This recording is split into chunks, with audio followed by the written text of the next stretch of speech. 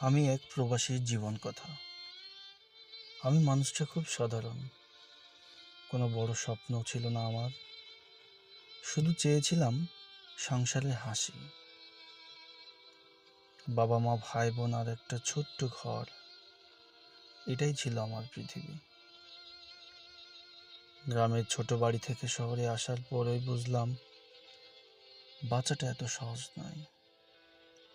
বাবার অসুস্থতা, ছোট ভাইয়ের লেখাপড়া আর ঘরের হাজারো অভাব, সব যেন আমার কাঁধেই এসে পড়ল। একসময় বাধ্য হয়ে পাসপোর্ট করলাম, ধার করলাম, জমি বন্ধক দিলাম।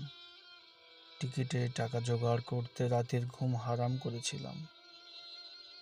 পরিবারের মুখে হাসি ফোটানোর জন্য এই জীবনটাকে দেশ পাড়ি দিলাম।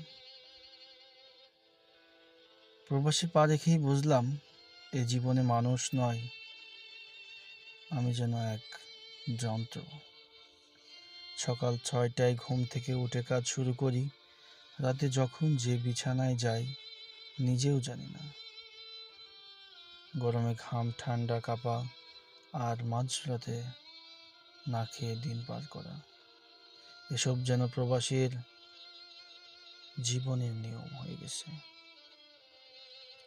রুমে 6 জন একসাথে থাকি, কেউ ঘুমায়, কেউ কাজ থেকে আসে, কেউ ডিউটিতে যায়, যেন কোনো আবেগ নেই। শুধু রোববার একটু নিঃশ্বাস নিতে পারি, তাও যদি সুপারভাইজার অনুমতি দেয়। মা ফোনে জিজ্ঞাসা করে, খোকা ভালো আছিস তো? আমি হাসি মুখে বলি, মা হ্যাঁ ভালো আছি। কিন্তু সত্যি বলতে আমি মা ভালো নেই। 3 দিন হলো পেট ভরে খাইনি, পয়সা জমাতে গিয়ে নিজের খরচ বাদ দিয়েছি। অথচ পরিবারের কাছে আমি বিদেশ থাকা বড় ছেলে। ঋণের কিস্তি দিতে দেরি হলে বাড়ি থেকে ফোন আসে, তুই তো বিদেশে আছিস, টাকা কোথায় গেল? ওরা বুঝে না আমার রক্ত দিয়ে কামাই করা টাকা দিয়ে একদিকে কিস্তি দিই, আরেকদিকে ছোট বোনের বিয়ের খরচ দিচ্ছি। নিজের জন্য কিছুই করতে পারিনি। সবচেয়ে কষ্ট যখন ঈদের দিনে ফোন আসে মায়ের। মা বলে, খোকা তোকে ছাড়া ঈদ করতে ভালো লাগছে না।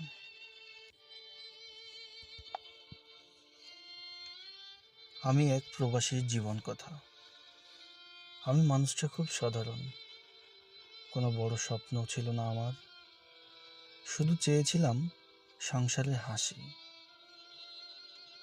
বাবা মা ভাই বোন আর একটা ছোট্ট ঘর। এটাই ছিল আমার পৃথিবী।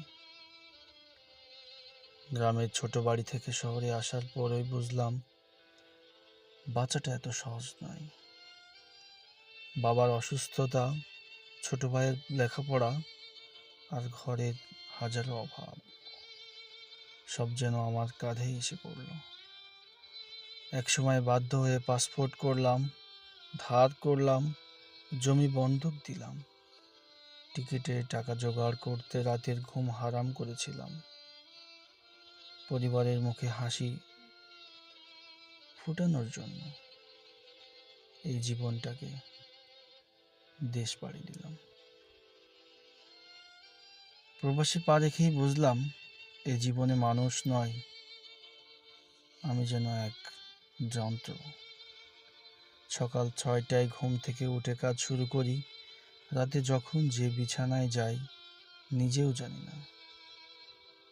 গরমে ঘাম, ঠান্ডা কাঁপা আর মাঝরাতে না খেয়ে দিন পার করা, এসব যেন প্রবাসীর জীবনের নিয়ম হয়ে গেছে।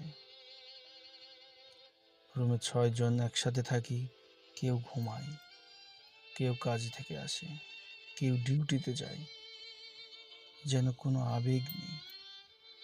শুধু রোববার একটু নিঃশ্বাস নিতে পারি, তাও যদি সুপারভাইজার অনুমতি দেয়। মা ফোনে জিজ্ঞাসা করে, খোকা ভালো আছিস তো? আমি হাসি মুখে বলি, মা হ্যাঁ ভালো আছি। কিন্তু সত্যি বলতে আমি মা ভালো নেই। 3 দিন হলো পেট ভরে খাইনি, পয়সা জমাতে গিয়ে নিজের খরচ বাদ দিয়েছি। অথচ পরিবারের কাছে আমি বিদেশ থাকা বড় ছেলে।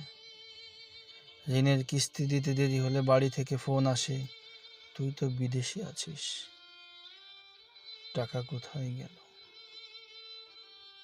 ওরা বুঝে না আমার রক্ত দিয়ে কামাই করা টাকা দিয়ে একদিকে কিস্তি দিই, আরেকদিকে ছোট বোনের বিয়ের খরচ দিচ্ছি। নিজের জন্য কিছুই করতে পারিনি। সবচেয়ে কষ্ট যখন ঈদের দিনে ফোন আসে মায়ের। মা বলে, খোকা তুই